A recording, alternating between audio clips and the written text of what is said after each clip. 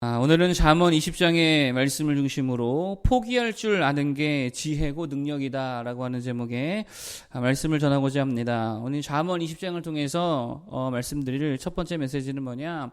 겸손이 곧 지혜다 라고 하는 것입니다. 이거 그냥 외워버리면 참 좋을 것 같습니다. 겸손이 곧 뭐라고요? 지혜라는 거예요. 자, 1절에서 3절인데 한번 쭉 볼까요? 1절부터 3절까지 함께 보겠습니다. 시작. 포도주는 거만하게 하는 것이요 독주는 떠들게 하는 것이라. 이에 미혹되는 자마다 지혜가 없느니라. 왕의 진노는 사자의 부르짖음 같으니 그를 노하게 하는 것은 자기의 생명을 해하는 것이니라. 다툼을 멀리하는 것이 사람에게 영광이거늘 미련한 자마다 다툼을 일으키느니라. 아멘. 같은 맥락인데 여기서 말하는 게 뭐냐면 다툼을 일으키지 말라라고 하는 것입니다.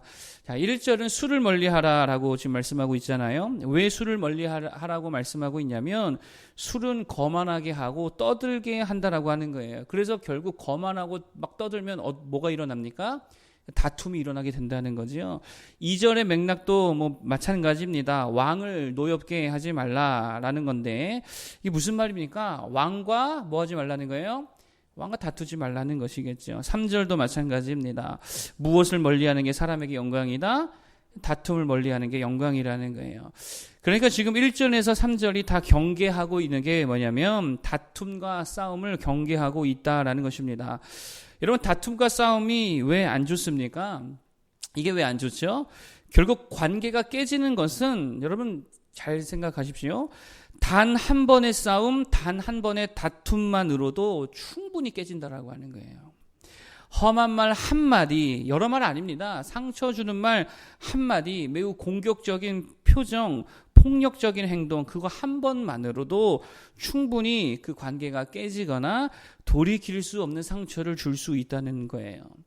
뭐 여러 번의 다툼과 싸움만이 그러는 게 아니라는 거죠. 단 한 번만으로도 충분히 그렇게 심대한 타격을 줄 수 있다는 거예요. 그래서 다툼과 싸움은 아예 단 한 번이라도 하지 않는 게 이게 지혜라는 것입니다. 실제로 제가 찬양 동아리 사역을 이제 하다가 리더의 위치에서 섬겼던 적이 있습니다. 한 후배가 너무 계속 깐족되는 거예요. 정말 시종일관 진짜 계속 깐족깐족 되는 겁니다. 나도 모르게 이게 좀 잘 참았어야 되는데 그날따라 저도 좀 감정의 컨디션이 안 좋아서 그런지 나도 모르게 딱 한 번 이렇게 성질을 부린 적이 있습니다. 그런데 그 딱 한 번으로 인해서 관계가 어떻게 됐을까요? 돌이킬 수 없게 되더라는 거예요. 아무리 나중에 뭐 사과하고 서로 뭐 다시 뭐 예전처럼 잘 지내자 아무리 얘기를 해도요. 한 번 관계가 틀어져 버리니까 서로 그냥 일적인 관계는 되는데 서로 뭔가 이게 동역하고 정말 주안에서 그런 끈끈한 모습은 다 잃어버리게 되더라라는 것입니다. 그때 제가 결심했어요. 단 한 번이라도 이런 일이 있어서는 안 되겠구나. 여러분, 여러 번이 아니라는 거예요. 딱 한 번만으로도 그렇게 될 수 있다는 것입니다.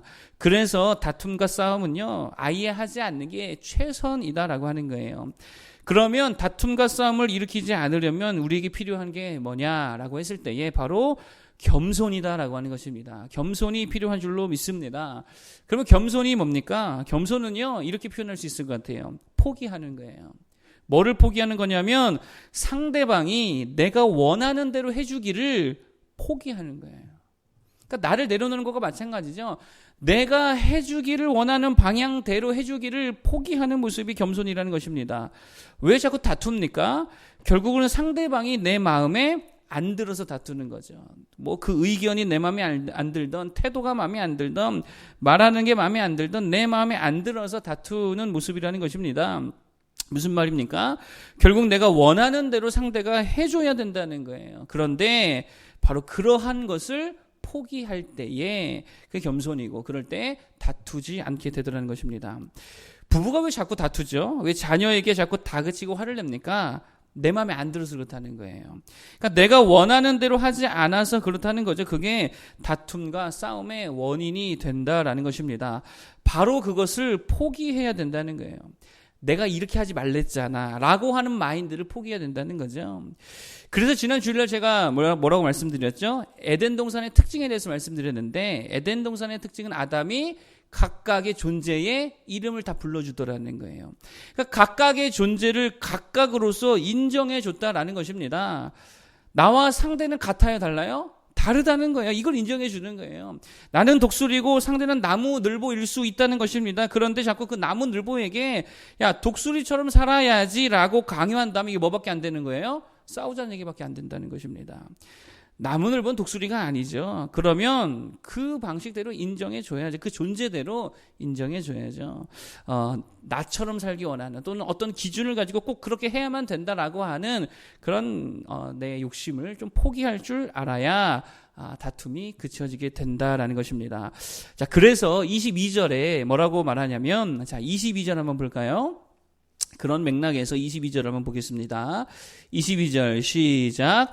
너는 악을 갚겠다 말하지 말고 여호와를 기다리라. 그가 너를 구원하시리라. 아멘. 악을 갚겠다라고 하는 심보가 뭐예요? 내가 해보겠다는 거죠. 내가 다투고 싸워서라도 너의 그 더러운 성질을 내가 한번 고쳐보겠다. 너를 변화시켜내겠다. 네 고집을 꺾어버리겠다. 네 잘못을 내가 다 고쳐주겠다. 그러한 태도를 말하는 거겠죠. 그런데 그거 하지 말라는 거예요. 누구를 기다리라고요? 여호와 하나님을 기다리라는 거예요. 그러니까 내가 하는 게 아닙니다. 하나님께 맡기고 하나님을 기다리고 하나님께 기도할 때에 하나님께서 은혜 주셔서 일을 이루실 줄로 믿습니다. 겸손하게 하나님께 맡기는 자가 되기를 바랍니다. 내 뜻대로 해주기를 바라는 그거 포기해야 된다라고 하는 거예요. 남편, 아내, 자식 그 내 뜻대로 안 되죠. 안 변합니다. 포기하고 하나님께 맡기고 기도하는 게 더 중요하다는 거예요.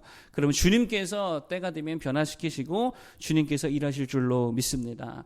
자, 두 번째 잠언 20장을 통해 드릴 메시지가 뭐냐? 이중성을 버려라라고 하는 거예요. 뭐를 버리라고요? 이중성을 버리라는 것입니다. 진실하라라고 하는 것일 수도 있겠죠. 이번에 이제 한 장관님께서 사퇴하셨죠. 근데 그분의 가장 큰 문제가 뭡니까? 범죄에 대한 혐의도 그런 것도 있겠지만 제가 볼 때는 그런 것들보다는 이중성이었다라고 하는 거예요. 그게 가장 큰 실망을 줬다라고 하는 것이죠. 되게 정의롭고 되게 공정하고 돈에 대한 욕심 하나도 없고 권력을 남용하지 않을 것처럼 말해 왔는데 알고 보니까 전혀 그러지 않았다라고 하는 거예요. 그냥 처음부터 아예 아무 말 안 했으면 그 정도의 공부는 사지 않았다라는 생각이 듭니다. 너무 이중적이었다라고 하는 것이죠. 자, 그래서 6절. 자, 6절이 그래서 이렇게 말하죠. 자, 6절 한번 읽어보겠습니다. 시작. 많은 사람이 각기 자기의 인자함을 자랑하나니 충성된 자를 누가 만날 수 있으랴. 아멘. 여러분 이게 무슨 말이죠? 인자함, 이걸 다 자랑한다는 거예요. 말로는 다 자랑을 하는데 실제로 그렇게 신실한 자가 있다는 게 없다는 거예요. 말하는 자라고 다 그렇지 않다는 것입니다. 다 이중성이 있다라고 하는 거예요. 말로만 나 신실하다 하지 말고 정말 신실한 자가 되라라고 하는 것이죠. 반대로 신실하지 못하면 나 신실합니다라고 말하면 돼야 한대요. 말하면 안 된다는 거예요. 진실하게 살아야지요. 이중적인 태도를 버리라라고 하는 것입니다. 자, 그래서 10절. 자, 10절도 뭐라 그러냐? 한번 읽어보겠습니다. 시작. 한결같지 않은 저울추와 한결같지 않은 되는 다 여호와께서 미워하시느니라. 아멘. 한결같지 않다라는 말은 원어에 없습니다. 찾아봤더니 이게 사실 그냥 직역을 하면 이거예요. 두 개의 추와 두 개의 되는 여호와께서 미워하신다. 그러니까 이중적인 모습을 하나님께서 싫어하신다라고 할 수 있다라는 것입니다. 여러분 주님께서 그래서 산상수훈의 말씀 가운데에 기도하는 방법에 대해서 말씀해 주시면서 뭐라고 말씀하시냐면 중언부언하는 기도하지 말라 이렇게 말씀하시죠. 중언부언의 기도의 본질이 뭐예요? 말을 많이 하는 기도를 말합니까? 아니겠지요. 기도를 짧게 하라고 말씀하신 건 아닐 거 아니에요. 이게 뭐냐면 중언부언의 기도의 뜻은 뭐냐면 이중적 기도에 대한 경계라는 거예요. 무슨 말이냐? 중심으로부터 하나님께 드리는 기도가 아니라 그저 마음에는 별로 없는데 주변 사람을 의식해서 하는 이런 외식적인 기도, 이런 이중적인 기도에 대한 경계를 주셨다는 거예요. 하나님 앞에 중심으로 나아가야 될 줄로 믿습니다. 사람을 의식하면서 이중적인 태도로 기도하는 모습을 주님께서 경계하셨다는 거예요. 자, 그래서 5절. 자, 5절도 한번 읽어볼까요? 5절. 읽어보겠습니다. 시작. 사람의 마음에 있는 모략은 깊은 물 같으니라. 그럴지라도 명철한 사람은 그것을 길어내느니라. 아멘. 무슨 말입니까? 우리 마음속에 있는 그 중심으로 살라는 거겠죠. 그 중심을 끌어내서 살라는 것입니다. 중심으로 기도해야 될 줄로 믿습니다. 진실로 하나님 앞에 나아가야 될 줄로 믿습니다. 그게 진짜 지혜라는 거예요. 여러분, 칭찬도요, 마음에도 없는 칭찬 들으면 기분 좋아요, 나빠요? 그 기분 나쁘죠. 마음에도 없는 칭찬 그거 기분 나빠요. 아무 말 안 하는 게 낫지. 그렇지 않습니까? 그냥 격려해 주는 게 낫지요. 마음에도 없는 말 하면 오히려 상처될 수 있다는 것입니다. 우리가 진짜 이중성을 버리는 자들 되기를 바랍니다. 진실되게 주 앞에 나아가고, 믿음이 내가 없으면 믿음 있는 척하는 게 아니고, 주여 내가 믿음이 없습니다. 나의 믿음 없음을 도와주소서. 이렇게 나아가면 되죠. 더럽고 추한 모습이 있으면 깨끗한 척이 아니고 그대로 나아가서, 하나님 나 이렇게 더러운데 깨끗게 하여 주옵소서. 십자가의 보혈로 씻겨 주옵소서. 힘들면 어떻게 해야 돼요? 힘들다고 하는 거죠. 하나님 나 너무 힘들어요. 못 해먹겠어요. 아파요. 주님 도와주세요. 그러면 주님이 더 기뻐해 주시고 더 우리를 도와주시고 응답해 줄 줄로 믿습니다. 진실로 중심으로 나아가는 자들 되기를 바라겠습니다. 마지막 세 번째, 이거는 그냥 짧게 말씀드리겠습니다. 세 번째는 뭐냐? 때에 맞는 영광을 구하라라고 하는 거예요. 때에 맞는 영광을 구해라. 29절. 자, 29절 보겠습니다. 시작. 젊은 자의 영화는 그의 힘이요 늙은 자의 아름다움은 백발이니라. 아멘. 진정한 아름다움이 뭐냐? 때에 맞는 영광. 이게 진짜 아름다움이라는 거죠. 이게 품위입니다. 여러분, 어린이가 유치원생이 너무 어른처럼 막 너무 여유롭고 막 그러면 이게 아름답습니까? 이 병든 거죠. 그렇지 않습니까? 이 반대로 5, 60대가 너무 20대처럼 막 너무 좀 밝힌다. 이걸 뭐라 그래요? 주책이라 그러죠. 여러분, 때에 맞는 영광을 추구하는 자들 되기를 바랍니다. 그러니까 오늘도 기도할 때에 하나님 내 때에 맞는 영광으로 충만케 하여 주옵소서. 그렇게 기도하고 그러한 은혜로 살아갈 수 있는 모두 되기를 바라겠습니다. 자, 오늘 세 가지를 말씀드렸습니다. 첫 번째는 겸손이고 지혜라 그랬죠. 다투지 말라 그랬습니다. 상대가 내가 원하는 대로 되기를 포기하는 거, 이게 겸손이고 오히려 하나님께 맡겨드리고 기도할 때에 주님이 일해 줄 줄로 믿습니다. 두 번째, 이중성을 버리고 중심으로 살아야 될 줄로 믿습니다. 진실과 정직으로서 하나님 앞에 나아갈 수 있는 모습 되기를 바라겠고요. 세 번째, 때에 맞는 영광을 구해야 될 줄로 믿습니다. 그게 정말 아름다운 모습이다라고 하는 거예요. 기도하고 마치겠습니다.